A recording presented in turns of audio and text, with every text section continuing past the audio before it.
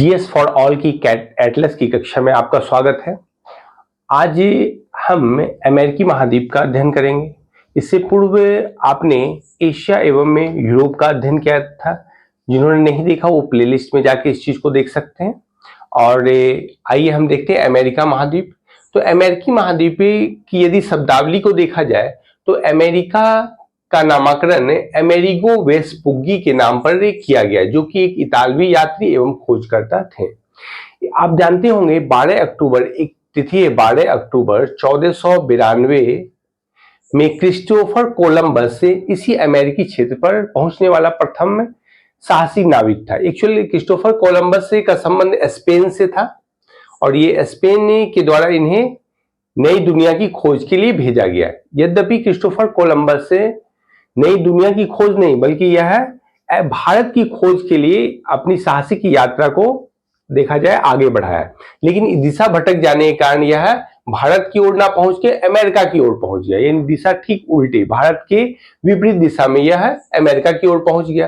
तो वहां उस क्षेत्र को खोजने के बाद जब यह पुनः स्पेन गया तो और यूरोप के उस क्षेत्र में यह बोला कि हमने भारत की खोज कर ली है। यद्यपि उस समय भारत सोने की चिड़िया कहलाती थी और वहां के तमाम प्रशासक या फिर राजा या महाराजा रानी जो भी हो, वो भारत के साथ व्यापारिक संबंध स्थापित करना चाहते थे ताकि काफी धन कमाया जा सके। तो इसी खोज में क्रिस्टोफर कोलंबस से भारत समझकर अमेरिका की खोज कर डाला। लेकिन बाद में जब वेस्पुग्गी, अमेरिगो वेस्पुग्गी, कहीं कहीं वेस्पुग्गी लिखा रहता है, तो अमेरिगो वेस्पुग्गी जब उस क्षेत्र पर पुनः गया, कुछ साल के बाद इस क्षेत्र पर गया, तो वो बोला, वो फिर रिटर्न आने के बाद स्पेन या अन्य देशों में, यूरोपीय देशों में ये बताया कि क्रिस्टोफर कोलंबस के द्वारा जो क्षेत्र खोजा गया वो भारत नहीं है। तो बाद में चलकर वेस्पुग्गी के नाम पे ही, अमेरिगो वेस्पुग्गी के नाम पर ही इस क्षेत्र का नामकरण अमेरिका कर दिया गया। तो यह है अमेरिका से संबंधित शब्दावली से संबंधित तथ्य। एटलस का अध्ययन किया जाए। यदि हम अमेरिका को दो भागों में बांटे हैं, उत्तरी अमेरिका और दक्षिणी अमेरिका, तो आप ये जो इस क्षेत्र को देख रहे हैं जो रेड कलर से है, ये उत्तरी अमेरिका को दिखा रहा है, जबकि ये ब्लैक कलर से जो है दक्षिणी अमेरिका को दिखा रहा है। तो ये दोनों स्वतंत्र अलग अलग महाद्वीप है। अब ये आइए इस कंटिनेंट का, यानी अमेरिकी कंटिनेंट, नॉर्थ अमेरिकी कंटिनेंट का अध्ययन किया जाए। तो इस क्षेत्र में यदि आप देखिएगा तो ये इसका जो विस्तार है नॉर्थ अमेरिका का, अमेरिकी महाद्वीप का, वो अलास्का से लेकर पनामा तक का विस्तार है। और पनामा आप जानते हैं उत्तरी और दक्षिणी अमेरिका के बीच एक स्थल संधि के रूप में जुड़ा हुआ है। तो मतलब अलास्का से लेकर पनामा तक के भाग को हम क्या कह सकते हैं, उत्तरी अमेरिकी महाद्वीप। ये ध्यान रखना है। अब आइए इसमें कौन कौन से क्षेत्र आते हैं। देखिए, अलास्का आता है जो कि यूएसए के अधिकार में है। पहले ये क्या, ये जो क्षेत्र, अलास्का का जो क्षेत्र था, यह रूस का भूभाग था, लेकिन रूस के जार के द्वारा यूएसए द्वारा इस क्षेत्र को खरीद लिया गया, यानी जार के द्वारा बेच दिया गया और यूएसए ने इसको खरीद लिया। लेकिन यह संसाधन के रूप में काफी समृद्ध है, सोने चांदी या फिर अन्य क्षेत्रों, अन्य समृद्ध धातुओं से संपन्न यह क्षेत्र है, अलास्का का क्षेत्र है। लेकिन उस समय उतनी खोज ना होने के कारण रूस के जार को इसकी जानकारी नहीं थी। रूस के जार का मतलब हुआ रूस के राजा को इसकी जानकारी नहीं थी। यहाँ आइए फिर आगे हम देखें। यहाँ यदि आप दक्षिणी अमेरिका के क्षेत्र को देख रहे हैं तो ये दक्षिणी अमेरिका का कोलंबिया क्षेत्र है। कोलंबिया से लेकर चिली तक का जो क्षेत्र है वो दक्षिणी अमेरिका कहलाता है। इस क्षेत्र को देखें आप, तो उत्तरी अमेरिका में फिर एक बार देखिए, ग्रीनलैंड का क्षेत्र है, अलास्का का क्षेत्र है, कनाडा का क्षेत्र है, संयुक्त राज्य अमेरिका जिसको यूएसए के रूप में जाना जाता है, मैक्सिको का क्षेत्र है और पनामा का क्षेत्र है। तो पनामा से लेकर अलास्का तक का भाग कौन हुआ, उत्तरी अमेरिकी महाद्वीप। अब यहाँ पे एक चीज और आप ध्यान में रखिए, दक्षिणी, यहाँ पर देखिए मैक्सिको और पनामा जो उत्तरी अमेरिका में ही है, उत्तरी अमेरिकी महाद्वीप में ही है, लेकिन इसका संबोधन सम्मिलित रूप से मैक्सिको और पनामा को मध्य अमेरिका कहा जाता है। यदि मिडिल अमेरिका की बात हो तो आप उसे समझिएगा क्या, मैक्सिको और पनामा। इसको बनाना रिपब्लिक भी कहा जाता है मैक्सिको को, जो कि आगे बताया जाएगा आपको। फिर आइए दक्षिणी अमेरिका, आप जान ही गए कोलंबिया से लेकर चिली तक का जो भाग है दक्षिणी अमेरिका है। और मध्य अमेरिका, देखिए मैक्सिको पनामा को यदि सम्मिलित कर दिया है तो वो मध्य अमेरिका हो गया। तो मध्य अमेरिका और दक्षिणी अमेरिका को सम्मिलित किया जाएगा तो लैटिन अमेरिका टर्म सुनने को आता है।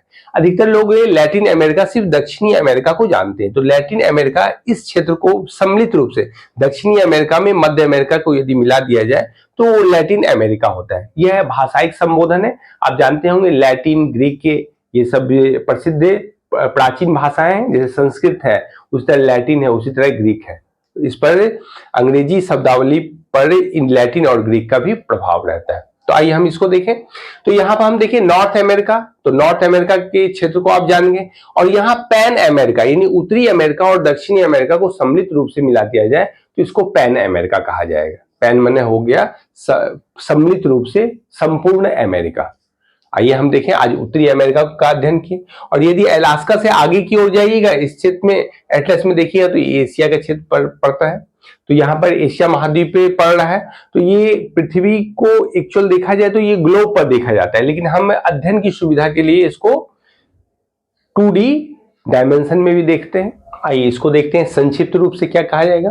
तो उत्तरी अमेरिका क्या है, अलास्का से पनामा तक आपने देखा। अब यहाँ पे एक चीज और गौर कीजिएगा, ग्रीनलैंड को भी उत्तरी अमेरिका में सम्मिलित किया गया है, जैसा कि आप देखे थे इसको। और इसमें क्या है, ग्रीनलैंड जो है राजनीतिक रूप से डेनमार्क का भाग है, जबकि अगर देखा जाए तो यह उत्तरी अमेरिका का भाग है प्राकृतिक रूप से।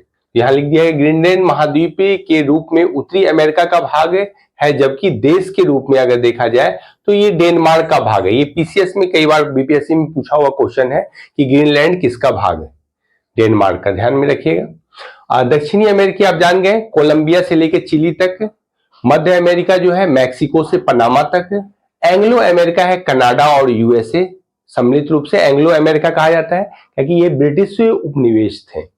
लैटिन अमेरिका, मध्य अमेरिका और दक्षिणी अमेरिका। अब यदि हम उत्तरी अमेरिका का यदि अध्ययन करें तो उसको एटलस पर देखिए, उस भाग को, किस भाग को, 5 भागों में बांटा गया है इसको। अमेरिका का तो देखिए के स्वरूप में देखा जाए यानी physical form of north America. तो यहां से हम नॉर्थ अमेरिका प्रारंभ कर रहे हैं।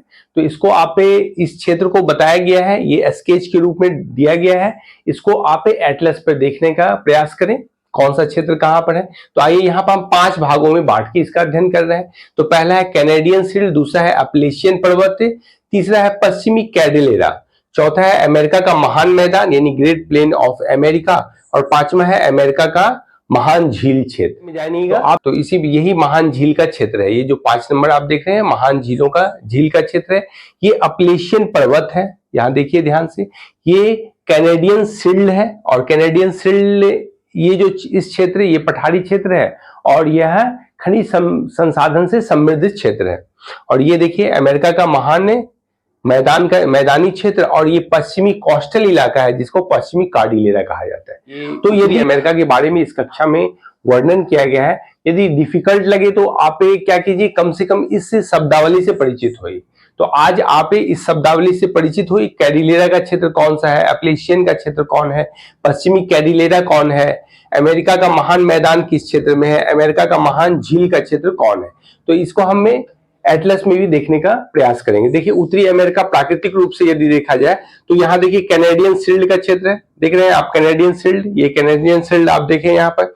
यहाँ देखिए अपलेशियन पर्वत है, अपलेशियन पर्वत का क्षेत्र है। और ये जो आप पूर्वी भाग में देख रहे हैं तो ये देखिए यहाँ पर वही महान झीलों का क्षेत्र है यानी ग्रेट लेक्स है यहाँ पर। और यहाँ पर यदि आइए तो यही आपका देखिए पश्चिमी तट है, तो यहाँ पश्चिमी कार्डिलेरा है। तो इसको ध्यान में रखिए।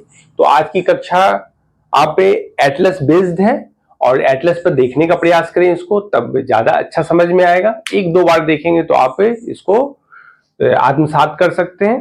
तो आज के लिए इतना ही, धन्यवाद। फिर हम कल मिलते हैं उत्तरी अमेरिका के एटलस के साथ।